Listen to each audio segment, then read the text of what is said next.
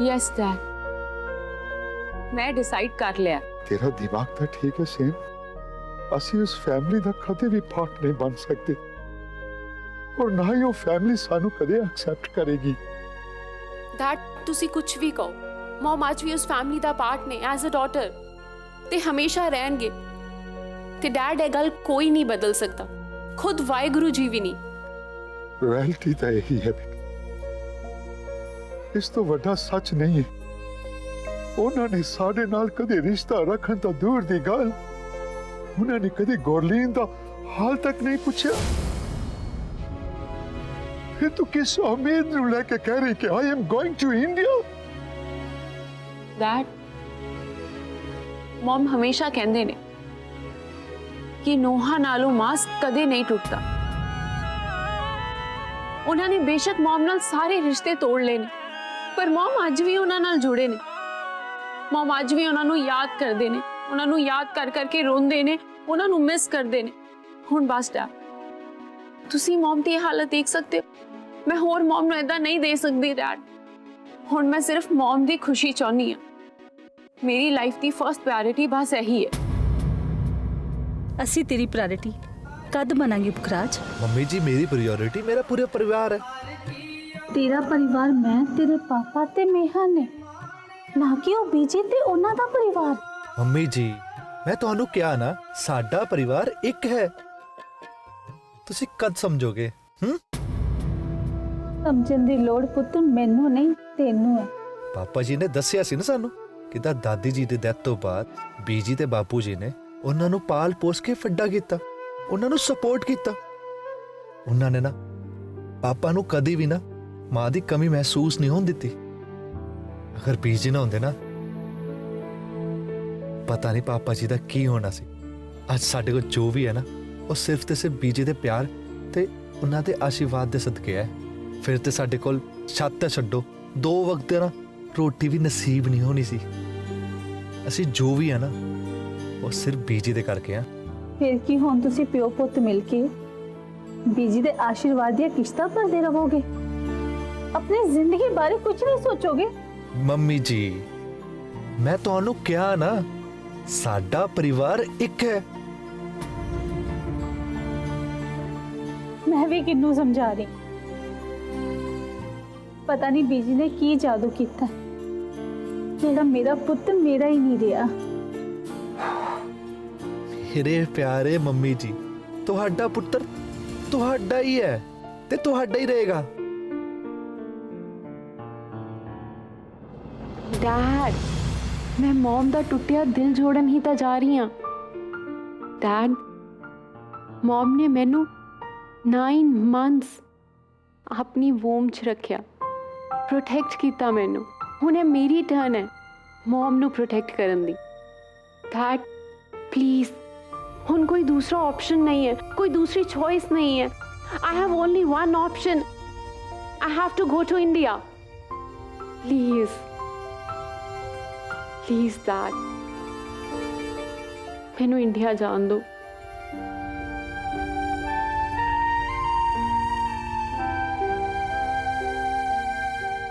Okay, my child. God bless you.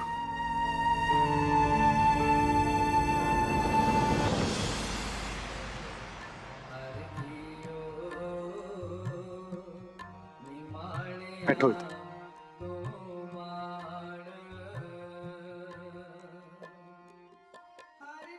ले आओ।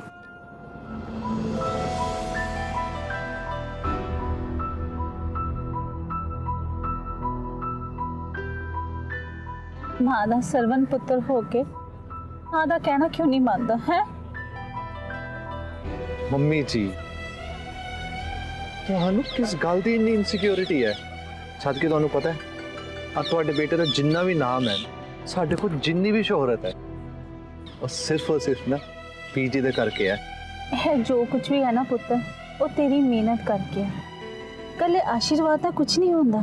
I agree mummy ਜੀ ਕਿ ਕੱਲੇ ਆਸ਼ੀਰਵਾਦ ਦੇ ਨਾਲ ਕੁਝ ਨਹੀਂ ਹੁੰਦਾ, ਪਰ ਬੀਜੀ ਨਾ ਹੁੰਦੇ ਨਾ ਸਾਡਾ ਕੁਝ ਵੀ ਨਹੀਂ ਹੋਣਾ।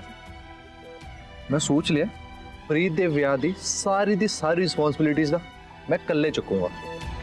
ਜਿੱਦਾਂ ਬਹਿਰ ਮੇਰੀ ਭੈਣ ਹੈ ਉਦਾਂ ਪ੍ਰੀਤ ਵੀ ਤਾਂ ਮੇਰੀ ਭੈਣ ਹੋਈ ਨਾ, ਕਿਉਂਕਿ ਨਾ क्योंकि तेरी बीजी नु पसंद है ना?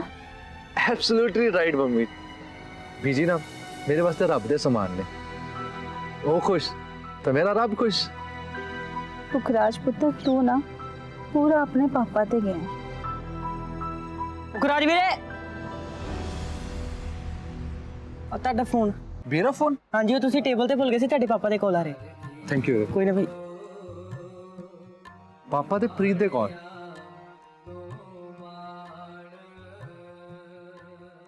ਹਾਂਜੀ ਪਾਪਾ ਜੀ। ਪੁਖਰਾਜ ਪੁੱਤ ਕਿੱਥੇ ਆ ਤੂੰ? ਪੁੱਤ ਜਿੱਥੇ ਵੀ ਆ ਛੇਤੀ ਘਰੇ ਆ ਜਾ। ਤੇਰੇ ਬੀਜੀ ਨੇ ਆਪਣੇ ਆਪ ਨੂੰ ਕਮਰੇ 'ਚ ਬੰਦ ਕਰ ਲਿਆ। की होया पुत्र? इतना परेशान क्यों है?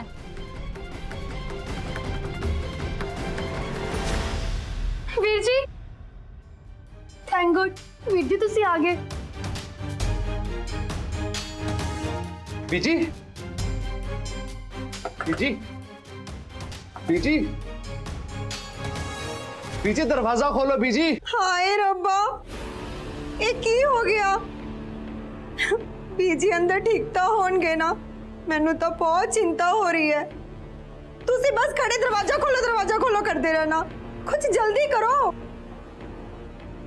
ड्रामा क्वीन जरूर इन्ने कुछ गड़बड़ कीती होनी है। नाटक कर विचारी बन रही है जिवें इन्नू कोई जानदा ही नहीं कि चीज की है। ਬੀਜੀ, ਬੀਜੀ ਦਰਵਾਜ਼ਾ ਖੋਲੋ। ਹਾਏ ਰੱਬਾ, ਇਹ ਤਾਂ ਪੁਖਰਾਜ ਦੀ ਆਵਾਜ਼ ਸੁਣ ਕੇ ਵੀ ਦਰਵਾਜ਼ਾ ਨਹੀਂ ਖੋਲ ਰਹੇ। ਕਿਤੇ ਸੱਚੀ ਤਾਂ ਨਹੀਂ ਕੁਝ? ਨਾ ਭਰਜਾਈ ਜੀ, ਐਦਾਂ ਨਾ ਕਹੋ। ਵਕਤ ਮਾੜਾ ਚੱਲਦਾ ਹੋਵੇ ਨਾ ਤਾਂ ਮੂੰਹੋਂ ਚੰਗੇ ਬੋਲ ਕੱਢੀ ਦੇ ਆ। ਦਰਵਾਜ਼ਾ ਤੋੜਨਾ ਪਊਗਾ। ਹਾਂ ਪੁੱਤ।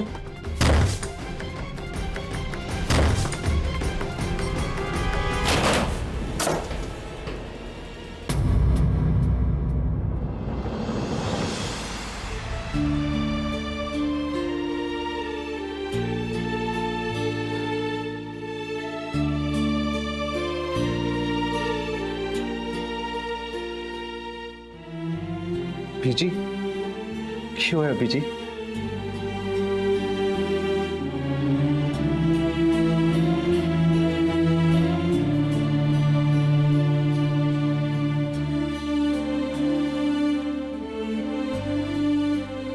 ਇਹਨਾਂ ਮੋਤੀਆਂ ਦਾ ਮੁੱਲ ਪਤਾ ਤੁਹਾਨੂੰ?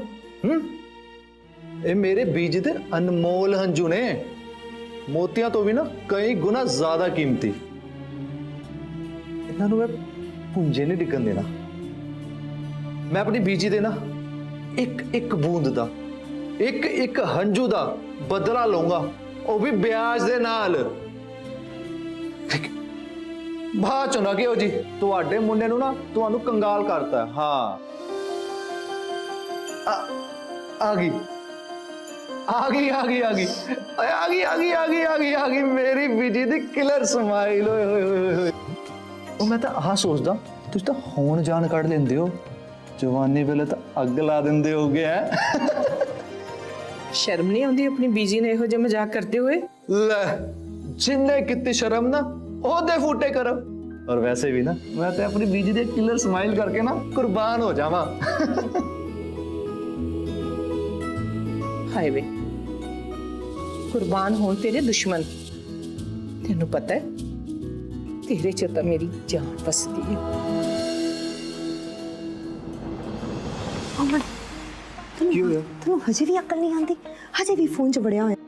ਉਹ ਕਦੀ ਫੋਨ ਦੀ ਦੁਨੀਆ 'ਚੋਂ ਬਾਹਰ ਨਿਕਲ ਕੇ ਵੀ ਦੇਖਿਆ ਕਰ, ਤੇਰੇ ਆਸੇ-ਪਾਸੇ ਕੀ ਹੋ ਰਿਹਾ ਹੈ। ਕੀ ਹੋ ਰਿਹਾ ਹੈ? ਉਧਰ ਦੇਖ, ਪੁਖਰਾਜ ਬੀਜੀ ਦੀ ਸੇਵਾ ਕਰ ਕਰਕੇ ਨਾ ਉਹਨਾਂ ਦਾ ਦਿਲ ਜਿੱਤੀ ਜਾ ਰਿਹਾ ਹੈ ਤੇ ਇਸ ਘਰ ਦੇ ਵਿੱਚ ਆਪਣੀ ਥਾਂ ਬਣਾ ਰਿਹਾ ਹੈ। ਤੇ ਤੂੰ ਇਸ ਘਰ ਦਾ ਇਕਲੌਤਾ ਵਾਰਿਸ ਹੈ, ਬੀਜੀ ਦਾ ਇਕਲੌਤਾ ਪੋਤਾ, ਤੇ ਅੰਦਰ ਤੈਨੂੰ ਹੋਣਾ ਚਾਹੀਦਾ ਸੀ, ਨਾ ਕਿ ਪੁਖਰਾਜ ਨੂੰ। ਉਹ ਅਮਨ, ਪੁਖਰਾਜ ਨਾ ਬੀਜੀ ਦੀਆਂ ਲੱਤਾਂ ਕੁੱਟ-ਕੁੱਟ ਕੇ ਨਾ ਇੱਕ ਦਿਨ ਸਾਰੀ ਪ੍ਰਾਪਰਟੀ ਆਪਣੇ ਨਾਮ ਕਰਾ ਲੈਣੀ ਹੈ। ਤੇ ਤੂੰ ਇਸ ਫੋਨ ਦੇ ਵਿੱਚ ਨਾ ਆਪਣੀ ਕ੍ਰਿਕਟ ਦੀ ਟੀਮ ਬਣਾਉਂਦਾ ਰਹੀ। ਨਲਕਾ ਅਦੇ ਫੋਨ ਮੈਨੂੰ ਇੱਧਰ ਕੀ ਹੈ ਮੰਮੀ ਯਾਰ? ਫੋਨ ਦੇ ਨਾ। ਮੇਰੇ ਤੋਂ ਨਹੀਂ ਹੁੰਦੀ ਪੁਖਰਾਜ ਵਾਲੀ ਨੋਟੰਕੀ। ਤੂੰ ਚੱਲ ਅੰਦਰ। ਫੋਨ ਦੋ ਤੁਸੀਂ ਮੇਰਾ ਪਹਿਲਾਂ। ਬਸ ਕਰ ਪੁੱਤਰ, ਤੂੰ ਤਾਂ ਬੀਜੀ ਦੇ ਦਿਲ ਦਾ ਟੁਕੜਾ ਹੈ। ਪੁਖਰਾਜ ਨੇ ਮਨਾ ਲਿਆ ਬੀਜੀ ਨੂੰ। Gurbakhsh you are so lucky ਕਿ ਰੱਬ ਨੇ ਤੈਨੂੰ ਪੁਖਰਾਜ ਵਰਗਾ ਪੁੱਤਰ ਦਿੱਤਾ। ਅਤ ਕਰਮ ਚੰਗੇ ਹੁੰਦੇ ਆ ਜੇ ਇਹੋ ਜਿਹੀ ਔਲਾਦ ਮਿਲਦੀ ਹੈ। ਉਹ ਮੈਂ ਤਾਂ ਇਹੀ ਸੋਚਦਾ ਕਿ ਜੇ ਪੁਖਰਾਜ ਨਾ ਹੋਵੇ ਤਾਂ ਸਾਡੇ ਘਰ ਦਾ ਬਣੂਗਾ ਕੀ। ਓ ਵਾਹ ਓਏ ਯਾਰਾ, ਆ ਹੁਣ ਆਪਣੇ ਚ ਤੇਰਾ ਮੇਰਾ ਕਦੋਂ ਤੋਂ ਹੋਣ ਲੱਗ ਪਿਆ। ਉਹ ਪੁਖਰਾਜ ਸਿਰਫ ਮੇਰਾ ਪੁੱਤਰ ਨਹੀਂ, ਤੇਰੇ ਵੀ ਪੁੱਤਰਾਂ ਵਰਗਾ ਹੀ ਆ। ਤੇ ਨਾਲੇ ਜਿੰਨਾ ਹੱਕ ਮੇਰਾ ਹੈ ਨਾ ਪੁਖਰਾਜ ਤੇ, ਉਸ ਤੋਂ ਕਿਤੇ ਜ਼ਿਆਦਾ ਹੱਕ ਤੇਰਾ ਆ। ਉਹ ਖੁਸ਼ ਕੀਤਾ ਮੇਰੇ ਯਾਰਾ। ਗਲੇ ਲੱਗ ਕੇ ਗੁਰਬਖਸ਼ ਜੀ ਦੇ ਗਾਲੀ ਪੈ ਗਈ ਨੀ ਉਮਰ ਭਰ ਲਈ। ਮਿਹਨਤ ਮੇਰਾ ਘਰ ਵਾਲਾ ਤੇ ਮੇਰਾ ਪੁੱਤਰ ਕਰਨ ਤੇ ਫਲ ਇਹ ਲੋਕ ਖਾਣ, ਉਹ ਵੀ ਫ੍ਰੀ ਵਿੱਚ। ਮੇਰੀ ਤਾਂ ਕੋਈ ਸੁਣਦਾ ਹੀ ਨਹੀਂ। ਬਾਬਾ ਜੀ ਤੁਸੀਂ ਦੂਜਿਆਂ ਦੀ ਸੁਣਦੇ ਰਹਿੰਦੇ ਹੋ, ਕਦੀ ਮੇਰੀ ਵੀ ਸੁਣ ਲਓ। ਪਿੱਛਾ ਛੁਡਾਓ ਇਹਨਾਂ ਸਾਡਾ ਲੋਕਾਂ ਤੋਂ। ਇਹ ਪਰਤ ਮਿਲਾਪ ਨਾ ਇਹਨੂੰ ਲੱਗਦਾ ਕੁਝ ਖਾਸ ਰਾਸ ਨਹੀਂ ਆ ਰਿਹਾ ਤੇ ਦਿਖਾਉਂਦੀ ਐਵੇਂ ਹੈ ਜਿਵੇਂ ਇਸ ਤੋਂ ਵੱਧ ਕੋਈ ਖੁਸ਼ ਨਹੀਂ ਇੱਥੇ। ਸਾਡੇ ਤੋਂ ਜੈਲਸ ਹੋ ਕੇ ਕੋਲਾ ਹੀ ਹੋਈ ਜਾਂਦੀ ਹੈ। ਤੇਵਰ ਤਾਂ ਇਵੇਂ ਦਿਖਾਉਂਦੀ ਹੈ ਜਿਵੇਂ ਮਹਾਰਾਣੀ ਹੋਵੇ ਇਸ ਘਰ ਦੀ।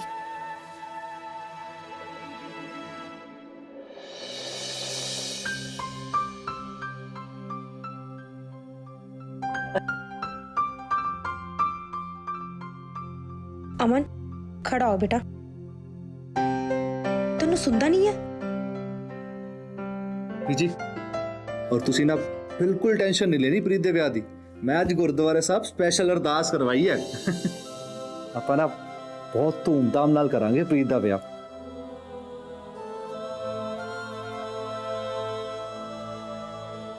ਪ੍ਰੀਤ ਮੈਂ ਨਾ ਤੇਰੇ ਵਾਸਤੇ ਇੱਕ ਚੀਜ਼ ਲਿਆਇਆ ਸੀ। हाँ पुत्र।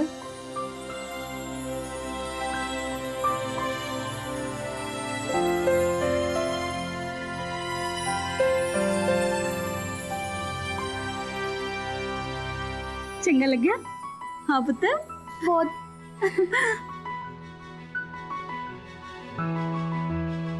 ਵੀਰ ਜੀ ਤੁਸੀਂ ਕਿੰਨੇ ਚੰਗੇ ਹੋ। You like it? Love it. ਹੁਣ ਜਾ ਜਾ ਕੇ ਛੱਤੀ ਨਾ ਰੈਡੀ ਹੋ ਜਾ। ਅੱਜ ਪ੍ਰੀਤ ਨੂੰ ਨਾ ਮੁੰਡੇ ਵਾਲੇ ਦੇਖਣ ਆ ਰਹੇ ਨੇ।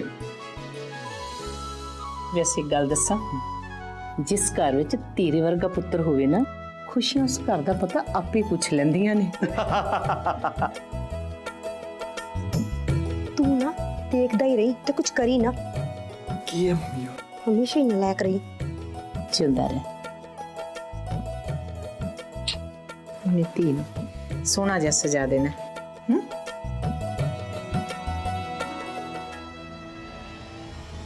ਇੱਕ ਮਿੰਟ।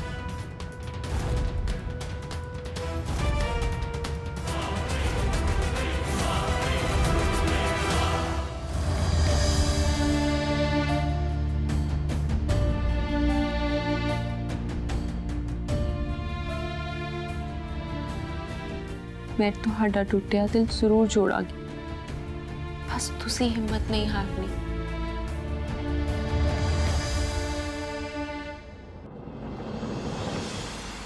ਮੈਂ ਨਾ ਕੁਝ ਵੀ ਬਰਦਾਸ਼ਤ ਕਰ ਲਾਂਗਾ, ਲੇਕਿਨ ਅੱਜ ਜੋ ਹੋਇਆ ਨਾ ਉਹ ਨਹੀਂ।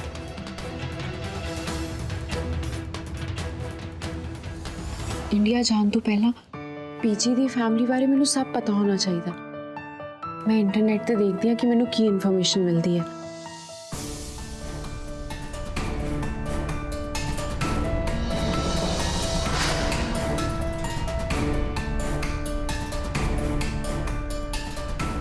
ਨਵਜੋਤ ਕੌਰ ਵਾਲੀਆ। ਨਵਜੋਤ ਕੌਰ ਵਾਲੀਆ, ਇਹ ਸਿਰਫ ਨਾਮ ਨਹੀਂ ਹੈਗਾ, ਇਹ ਮੇਰੇ ਲਈ ਨਾ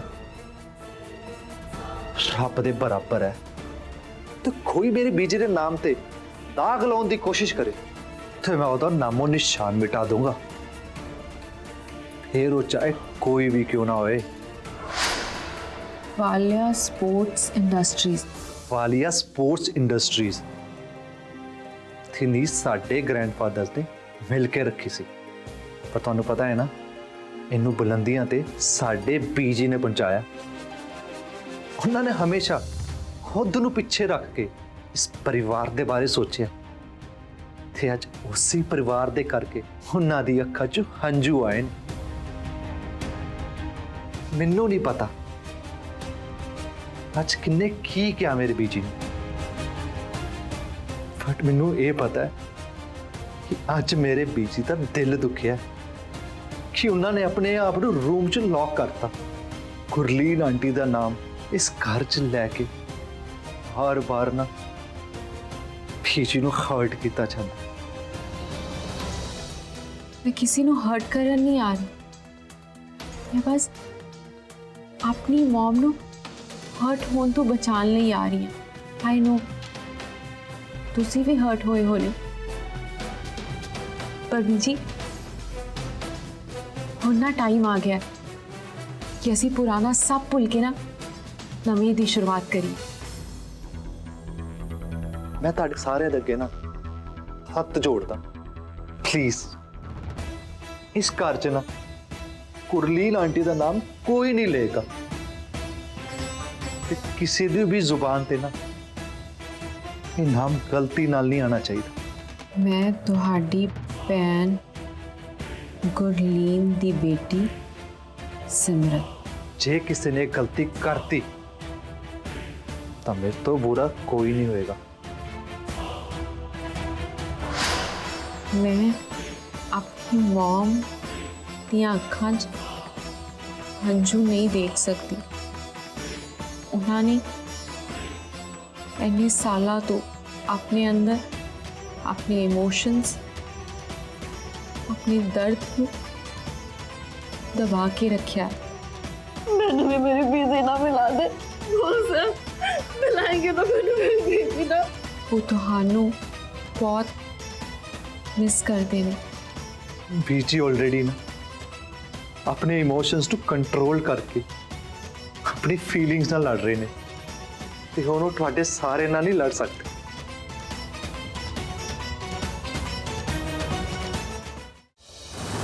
ਮੇਰੇ ਮਮ ਕਈ ਸਾਲਾਂ ਤੋਂ ਆਪਣੇ ਪੀਜੀ ਤੋਂ ਦੂਰ ਰਹਿਣ ਦਾ ਕੰਮ ਸਹਿੰਦੇ ਆ ਰਹੇ ਨੇ। ਉਹਨਾਂ ਦੀ ਬਸ ਇੱਕੋ ਵਿਸ਼ ਹੈ ਆਪਣੇ ਬੀਜੀ ਨੂੰ ਤੇ ਤੁਹਾਨੂੰ ਸਾਰਿਆਂ ਨੂੰ ਮਿਲਣ ਦੀ। ਕਿੰਨੇ ਸਾਲ ਹੋ ਗਏ ਨਾ ਮੈਨੂੰ ਇੱਥੇ, ਹੁਣ ਤਾਂ ਪੰਜਾਬ ਦੀਆਂ ਗਲੀਆਂ ਵੀ ਧੁੰਦਲੀਆਂ ਧੁੰਦਲੀਆਂ ਜਿਹੀਆਂ ਯਾਦ ਨਹੀਂ। इसीलिए मैं फैसला किया है इंडिया आने का। ਇੱਕ ਵਾਰ ਹੋਰ ਰਿਪੀਟ ਹੋਇਆ ਮੈਂ ਆਪਣੇ ਪੀछे ਦੇ ਆਸ-ਪਾਸ ਨਾ ਮੈਂ ਉਹ ਕੋਈ ਵੀ ਚੀਜ਼ ਜਾਂ ਇਨਸਾਨ ਅਲਾਉ ਨਹੀਂ ਕਰੂੰਗਾ ਜੋ ਮੇਰੇ ਪੀछे ਨੂੰ ਪਸੰਦ ਨਾ ਹੋਵੇ ਜਾਂ ਫਿਰ ਉਹਨਾਂ ਦੇ ਜ਼ਖਮਾਂ ਨੂੰ ਹਰਾ ਕਰੇ। I am coming there at any cost. Next week मेरी इंडिया की फ्लाइट है। मैं ਤੁਹਾਨੂੰ इसीलिए इन्फॉर्म कर रही हाँ रब की कृपा नाल नैक्सट वीक मैं बीजी ते तुहाडे सामने होवांगी। ਤੇ ਬੀਜੀ ਦੇ ਸਾਹਮਣੇ ਵੀ ਨਾ ਐਵੇਂ ਦੀ ਕੋਈ ਗੱਲ ਨਹੀਂ ਹੋਣੀ ਚਾਹੀਦੀ ਜਿਹਦੇ ਕਰਕੇ ਉਹਨਾਂ ਨੂੰ ਸ਼ੌਕ ਲੱਗੇ, ਕਿਉਂਕਿ ਹੁਣ ਨਾ ਮੈਂ ਬਰਦਾਸ਼ਤ ਕਰ ਪਾਵਾਂਗਾ ਤੇ ਨਾ ਬੀਜੀ। मैं किसी ਨੂੰ कोई सरप्राइज या शौक देन नहीं आ रही। मैं बस अपनी मॉम ते पीजी विचकार सब ठीक करना चाहनी हाँ। ठीक है ना लवली आंटी जी।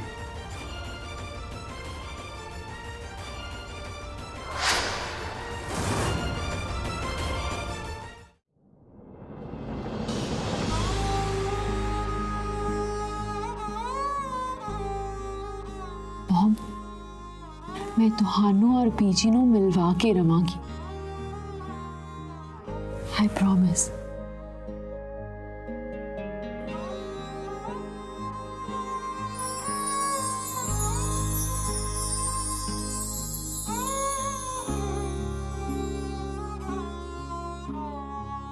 मॉम ਇਹ लॉकेट एक दिन पीजी खुद अपने हत्थी तुहाडे गले विच पाणगे। 100 मैनू तुहाडी भावें कुछ भी हो जाए मैं बीजी ते तुहानू जरूर मिलवावांगी।